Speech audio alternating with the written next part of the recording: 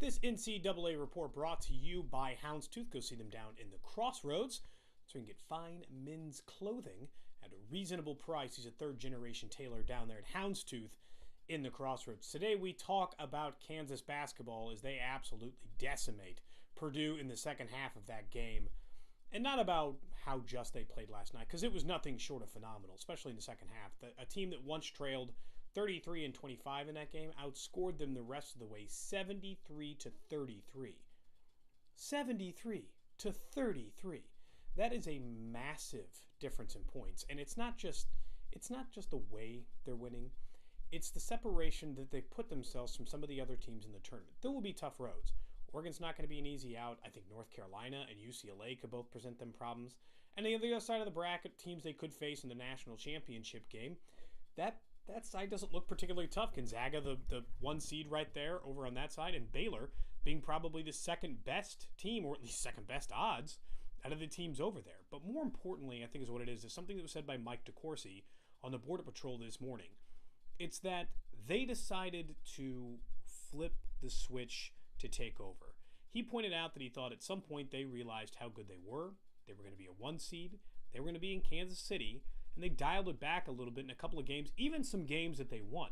They did not dial it back in any way yesterday. There's not a single team that they don't outmatch with their mismatches before somebody else takes over. If it's Oregon, or if it's Gonzaga, or if it's anybody, you're worried about their size, or their athleticism, or a good guard, or a good big man like Caleb Swanigan, or when Haas was going off early in the first half.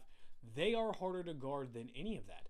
You get one guy who can shut down Frank Mason, then you have to deal with Devontae Graham and Josh Jackson, who's playing as good as anybody in the country right now, and even guys like Lucas and Svi. And Bragg gave them a couple of good minutes last night.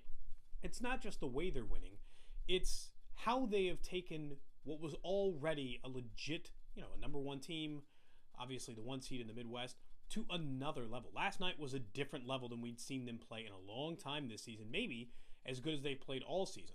That's why I'm not worried about Oregon tomorrow night, and I would think that they're the front runner, certainly, and that'll send them to the Final Four. I think right now they'd have to be the overwhelming Vegas odds favorite. They're playing this way right now. They're almost impossible to beat. Now, there are teams, and things happen, and I know that there's a stat out there that this is the fourth largest margin of victory in a Sweet 16 game ever, and those other three teams didn't win the national title, but it is different. And again, it's not just that guards win in the NCAA tournament. It's the guards that they have. Frank Mason, National Player of the Year candidate, voted National Player of the Year from a number of different news publications, including the Sporting News. Josh Jackson, who's playing like the best player in the country. Devontae Graham, an excellent number two behind Frank Mason.